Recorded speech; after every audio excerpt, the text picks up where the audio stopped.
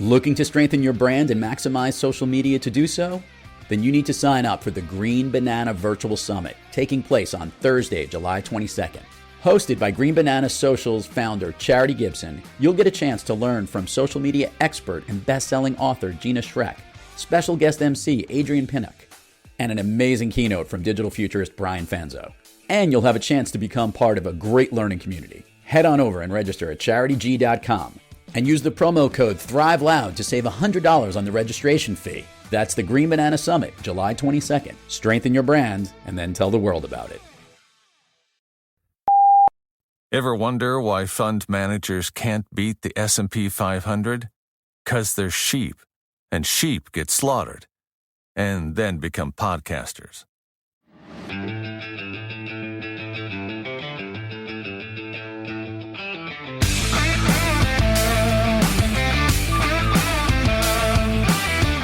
It's time to take an inside look at those that are taking their lives, their businesses, and their passions to the next level. Get ready to thrive loud with Lou Diamond.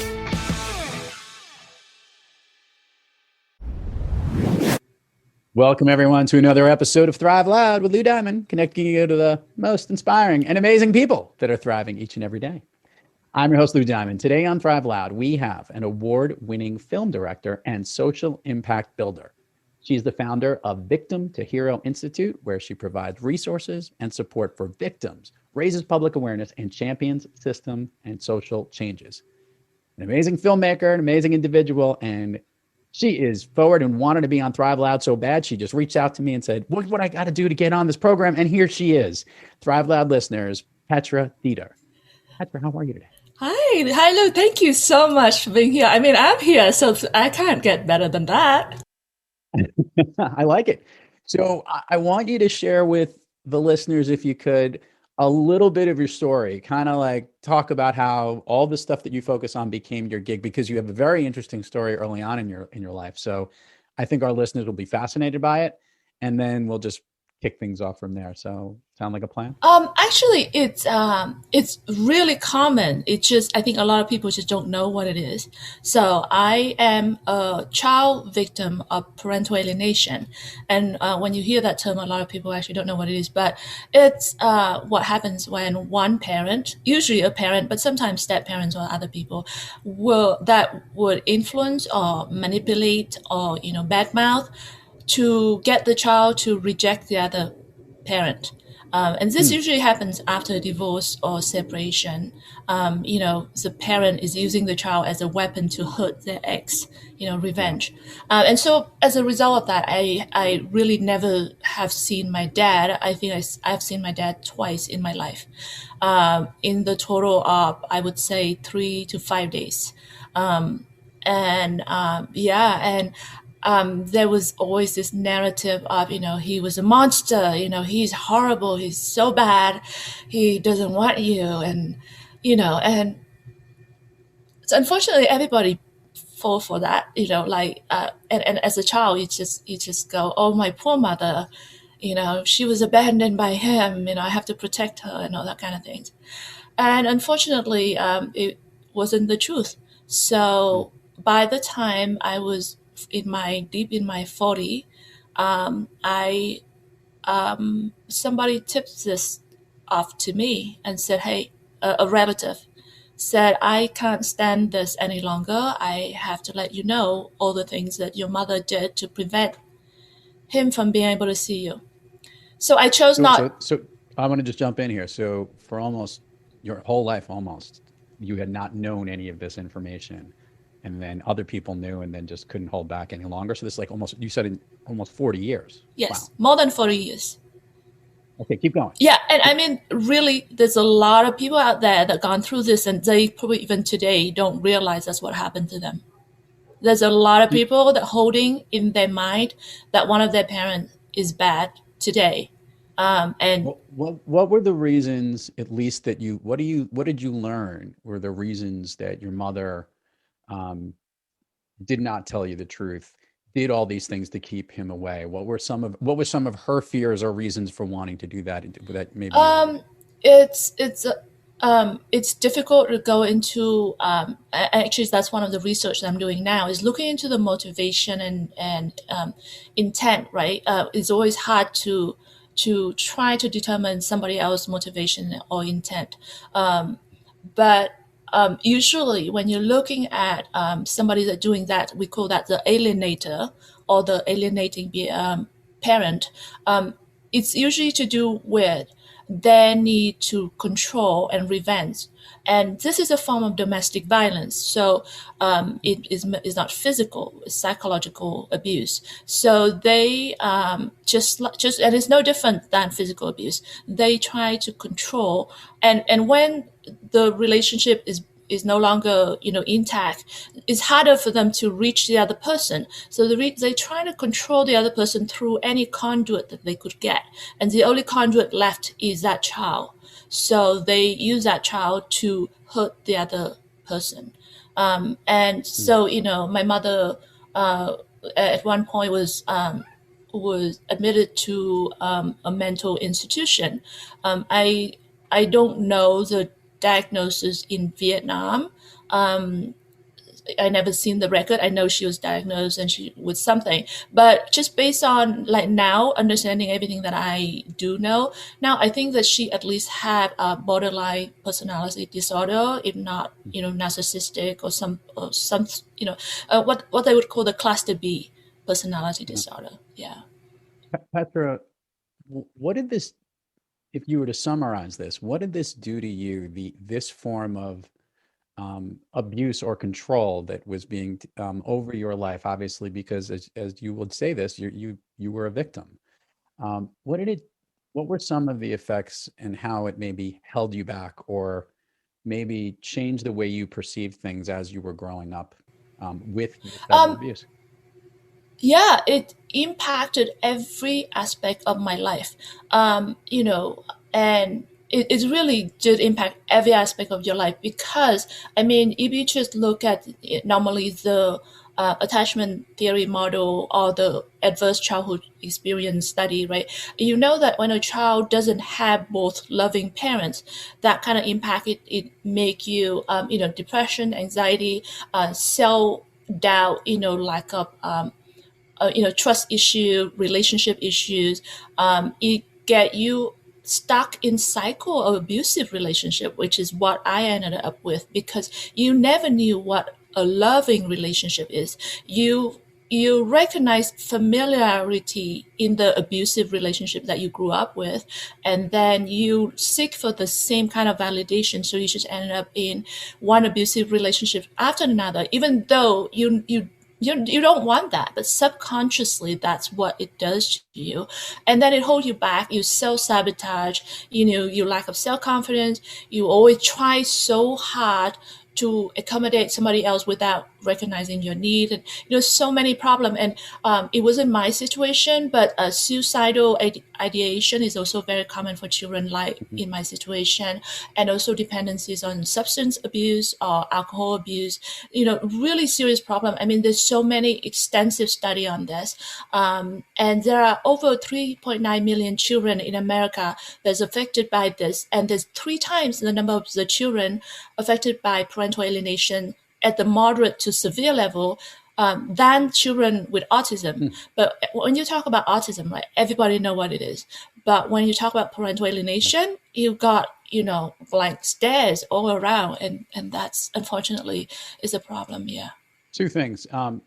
You have taken the way of sharing the education and awareness of this through your work and putting this into film. Was this something in your career? Like, obviously you learned this later in life. Before you started making these films, was this an avenue that you were always interested in? And then, or was it the connection of this type of work that you wanted to share the story in film? Trying to understand your film directorial skills and this cause that is so near and dear to your heart when they came together, or is that how it started altogether? No, I actually started in film first. I mean, actually, before that, I was an engineer. So I was actually an engineer first, but then I got into film, and I was always doing narrative film. So that's that, fictional film Right. where you write up the script and all that, tell the stories. But I've noticed that my film has always been on really heavy topics like, domestic violence, because I'm the survivor of domestic violence, and then child abuse and all that kind of heavy topics. But then when I realized this, and by the way, I never had that conversation with that relative. I actually chose not to hear from her and went and looked for the answer myself, because I didn't want to be influenced. So I then went and searching for the answer and actually found evidence of everything for my case. But anyway, so after I found that, I thought, okay, I'm a filmmaker, and now that there's this situation, I want to make a documentary film about my story, but without me telling the story. So I thought I would get a few people, hopefully I can, luckily, if I could find maybe 4 or 5 people, put together, a few interview, and, a film is 90 minutes, 2 hours max, right? You can easily get 5 people put together, it's like in a few weeks, this should be done. And so anyway, and I thought, hopefully I get 4 or 5 people, 700 people later that I talked to, and another 700 still in our waiting list. And I realized that this is a huge problem. And that's why I decided to create Victim to Hero Institute, because we are doing a lot more than a documentary film right now. We're doing education, we're doing public awareness, we're changing law, we're lobbying for law changes. We're doing a lot of different things. Yeah. I'm going to go 2 things before I leave this topic. Did you ever reconnect with your father? He had passed for several years before I found out. Yeah. How, I guess I want to ask this question, you personally, how that void or the inability to have that conversation or connect with him, is a lot of this focus on making sure this doesn't happen to a lot of people? Is this the way that you feel you can give back to the world and almost fill that void? Yeah, absolutely. It was such, the guilt is the hardest, right? Because I, everything that I did to him, I humiliated him. He tried to reach out, and I just called him the monster.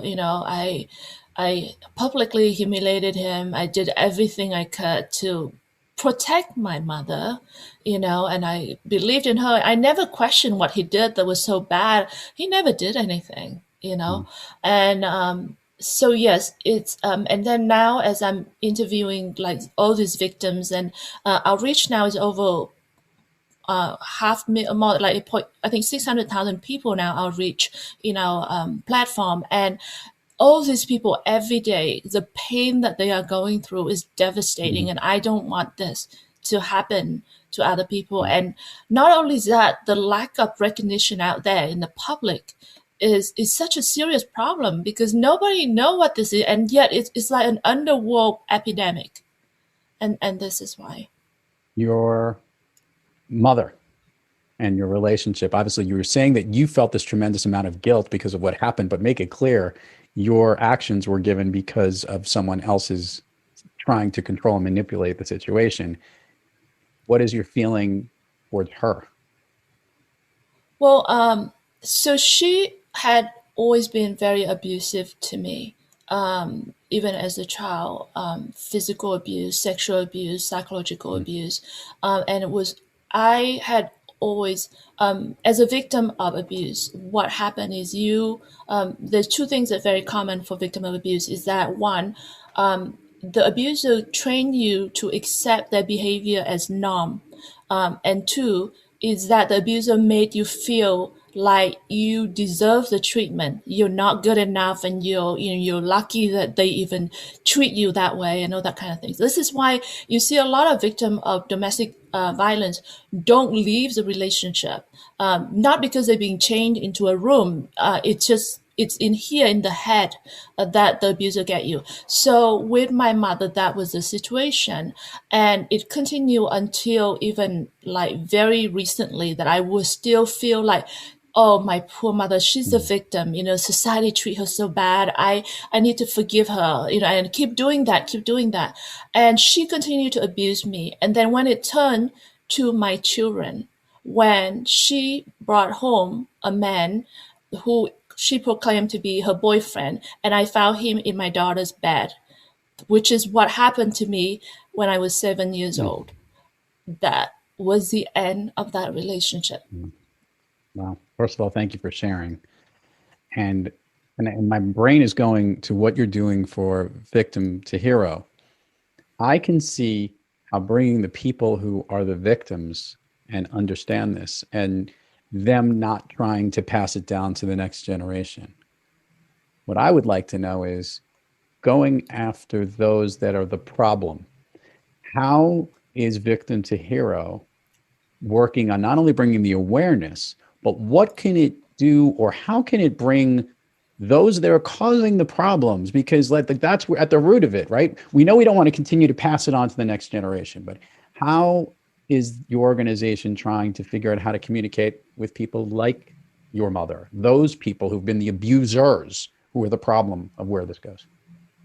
I think the biggest thing is a system change. So we are lobbying for a lot of law to change. So for example, this year we focused in Texas. We had 4 bills going through that address different aspects of this. Right now, we know there's 1 bill. So 2 of our bills went through, one came from the Senate side that gone past the Senate, went into the House side. That bill right now, we don't not hearing anything, so it might die. Another bill came from the Senate side that passed, the House side that passed the House, now went into the Senate. It seemed that there's some activities. It's almost the end of the legislative session, so we are kind of running out of time. We working on this every day. We we're calling every senator that we could. We're calling every House rep that we could to get support. We get all the parents. We get all the activist group behind us. We had 53 different activist organizations that supporting us, representing the voice of the mothers' rights group, the father rights group, the children's group, the veteran group, all these different organizations that supporting us. We have a lot of, legislators that are supportive of us. So the key thing, I think, is a system change, for the system to recognize that this is a form of child abuse. Because once you recognize that, it's a criminal code. So then you can then go and enforce this. Right now, we don't get that recognition. And so the abuser is getting away with it. And that to me is the key. The next thing is public awareness. Because right now, a lot of people will look at what's going on and say, oh, I don't want to get involved, right? A lot of people will see a child that never see a father or never see a mother, and they know that the child came from a divorced family, but they never question, why doesn't the child see the father or mother, or so for example, we working right now, like you mentioned, on a feature-length documentary film that feature a tragic case of parental alienation, where the father ended up killed the boy. He's 10 years old boy, and so when we interview, we map out, there's hundreds of people involved in this case, and there's a lot of close friends with the father and the stepmothers. And we interview them, and they are devastated now. They're all heartbroken, and they're so guilty. And we asked them, why didn't you interfere before? And it was like, well, I didn't feel like it was my place. I thought that they were treating the boy really badly and always bad talk about the mother. But I just thought, that's what divorced people do. And, I just, and that's the problem. We think that it's a personal family problem. And I understand that. You imagine, right? If you have friends, like a couple friends, if they break up and you hang out with the buddy with the guy, you're not going to talk to the wife because, come on. And the same, right? For us, if we hang out with the wives, we're not going to talk to the husband because she's going to get mad. But imagine now, and let's say you go to parties and 2 of them are there, you're going to feel kind of awkward. Imagine now the child is that person stuck in the middle, and one of the parents is forcing the child not to have the relationship with that parent. Yeah. And just because you divorce your ex doesn't mean the child has to give up on one of their parents. But that's the problem, is the public is seeing this, like the extended family, the friends, the school teachers, but they're not doing anything. And then sometimes they even participate in the alienating campaign and making things a lot worse. So that's a huge problem there. So public awareness. The next thing I see is professionals. Professionals don't get this. When they look at this, when you see, and I mean, you can imagine, if you see a child that rejects a parent, the first thing that you think is, what did this parent do? Yeah. Did he or she abuse the child? Did he or she neglect the child? And you never go beyond that. But if you look in the psychology, if the parent abuses the child usually try to please that parent even more, because the child is always seeking for love and approval from from their parents. They don't just turn and reject unless if there was some kind of influence from someone else. I'm not saying all the time, but in general. So if you see a child that rejects a parent, it's counterintuitive, but it usually means that somebody else influencing that relationship. But professionals, a lot of professionals are not trained in this. They don't get this. Right. So when they look at that, they actually end up cutting off that parent from the child. And so they creating even more damage to that.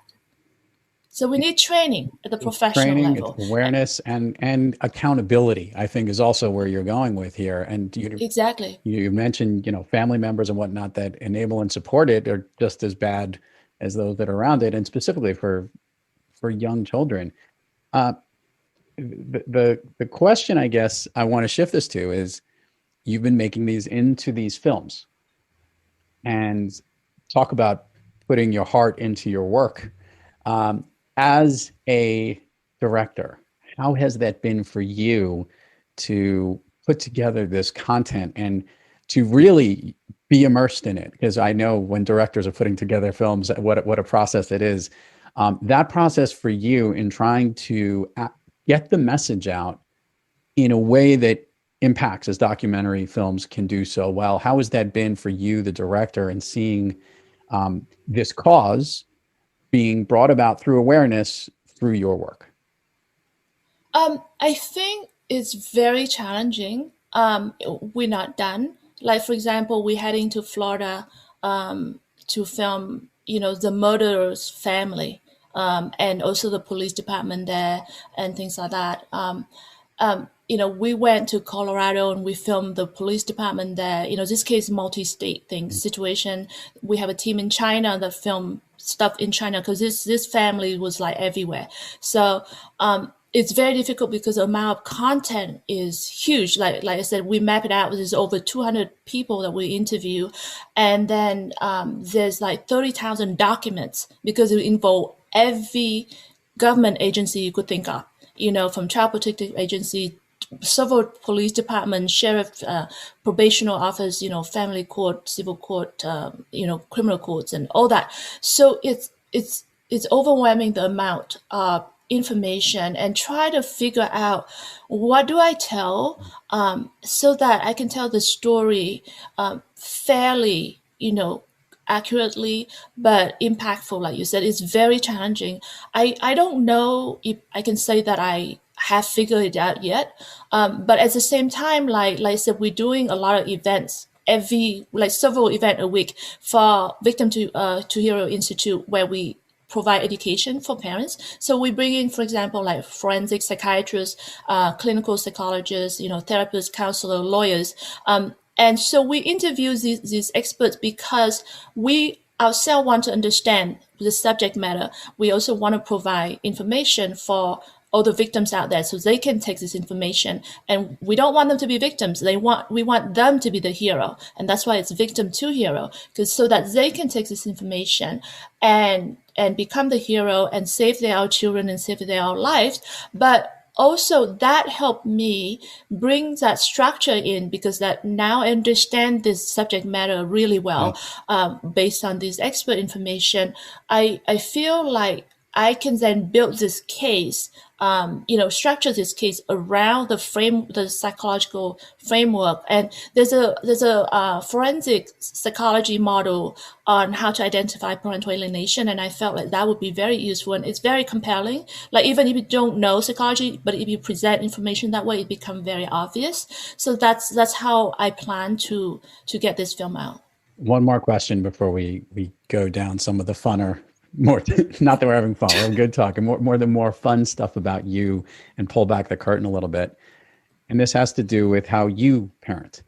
Obviously, abuse cycles, whether alcoholism and physical abuse, these are things that have passed down because they haven't been addressed in certain issues.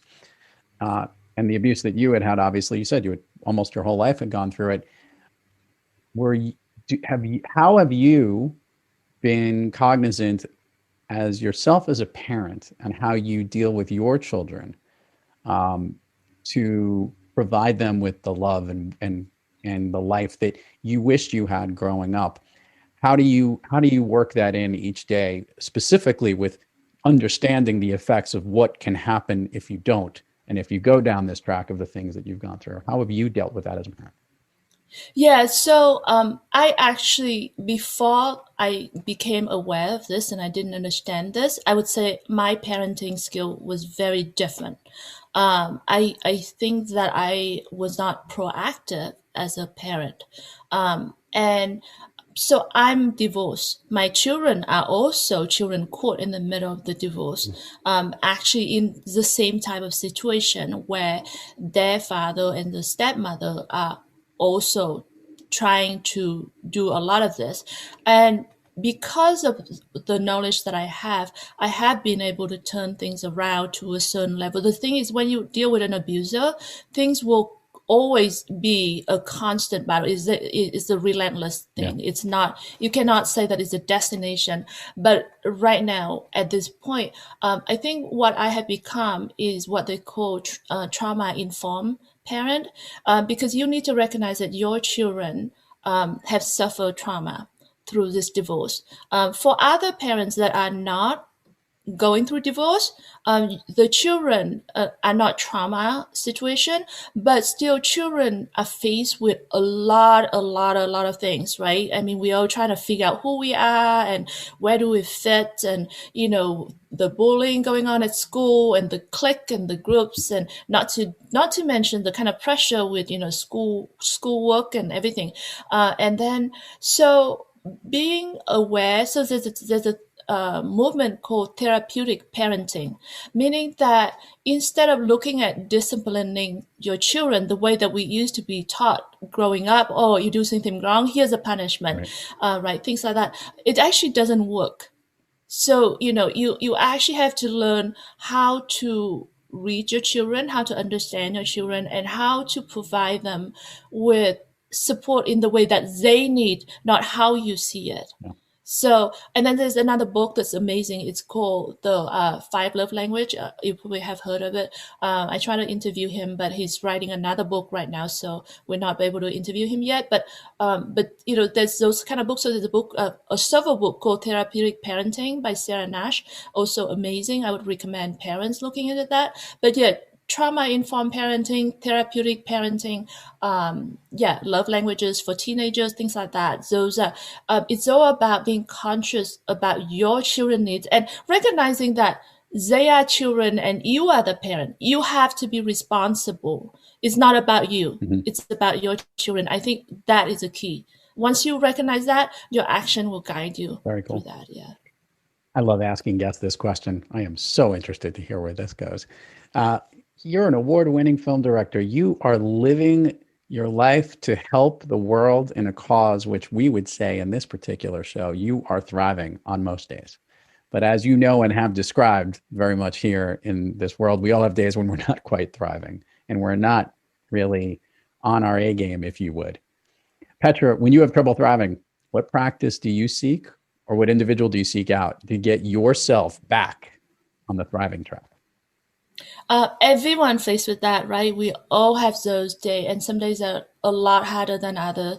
And especially when I'm in front, I'm so out in the public and so, I guess, vocal about the issues that a lot of people are actually oppositional to my work, because there's a lot of political issue and movement behind this. So you get attacked all the time. Personally, privately, publicly. It's and it's not an easy road. So yeah, it depends. So one of the things I've learned is that you have to build a personal network of support. So I have 5 people that I would call my board Yeah. of advisors, not officially, obviously, but I know the kind of things that I could talk to them, and I could be comfortable to talk to them without getting judgment. Yeah. And then I also know that they would be open enough to challenge me and question me when I take things personally and, not seeing things the right way. The other thing is I also have a list of tools. I call it emotional toolbox. I actually wanted to publish this at some point, or maybe a little booklet or maybe just an info sheet on my website. It's part of to help these victims and I call it emotional toolbox, and it has a list of things. So you need to pull yourself out of that place, and you need to kind of attack your problem from all aspect of your life. So all senses, right? So music, sound, smell, sense like touch, all that kind of things, right? So like, okay, what's your favorite perfume or smell? Like, is it mint tea or, something like that? What are the songs that you wanted to hear? What are the, and be very cognitive about what you choose. You don't want to choose. And the tendency is when you're down, you just want to listen to sad music and it just drag you down and down and further, right? So you have to be disciplined. Right? You have to pick songs that you know that are going to get you out of that place, not down. What will activate you and energize you, right? Things like that. Give yourself a time limit. Things like, I have this list, really long list, but the idea is looking at all aspect of it, like sensory, audible and taste, what kind of food that you eat that's not drag you into a whole tub of ice cream, That could be pretty good too. Yeah, but you get the idea. So so I have a support network, and then I have this set of things, and then I also allow myself time to grieve. It's okay. You're human. So so that's the kind of things that I do. I like it, Petra. Petra, let's do this. Share with the listeners all the places people can find you, your movies, Reborn, and At All Costs, or all those links where we can go to. We will put it all in the show notes, but it gets way more engagement when they hear it from you. Thank you so much. So Victim to Hero is on victimtohero.com, but we are most active on our Facebook. So it's Victim to Hero on Facebook, and it's TO, like it's not number 2. We're not short on anything. And then, we're on everything else, TikTok, Instagram, and all that, and Pinterest and all that, but we're not so active in those places. And then we, in terms of my production company, it's Sparkle Media, but it's misspelled Sparkle. So it's actually SPRRKLE.com. So we have all of our projects on there. All of our film in the past, most of our film in the past went to distributors, so we don't have the rights to them. But Reborn I think it's on Film Freeway. I'm not sure. If you search for Reborn in my name, you probably find it. And then At All Costs is coming out. So by the time, like when we ready to release it, we're going to announce it on Victim to Hero. Another feature-length documentary that we're also working on, which was the original one that I mentioned about, stories of these children, is called Parental Alienation, The Aftermath. And that one, we're also going to be announcing it on Victim to Hero. And you also can find it on our website, sparkle.com as well as we also have the Sparkle Facebook, which is, again, misspelled SPRRKLE. Yeah. I like it. Yeah. Thank you. Petra, ready to go down Fun Street with me here? Yeah. Okay. Let's see. Let's do it. I love asking film people this question. Is there an all-time favorite movie of yours that you like to watch or rewatch? I love The Matrix. I think it was so revolutionary. It's such a breakthrough for me, I don't know. I love everything about it. The filming, the story. Oh my God. I love the lighting. That's very true. I like the, it's very, and when they're inside the Matrix, there's this kind of almost, muted lighting that isn't as bright as it could be. And then when you get to the real life of what things are when they're outside of it, the gloom and doom of the way the world is, it's kind of very interesting. Very good. I like that.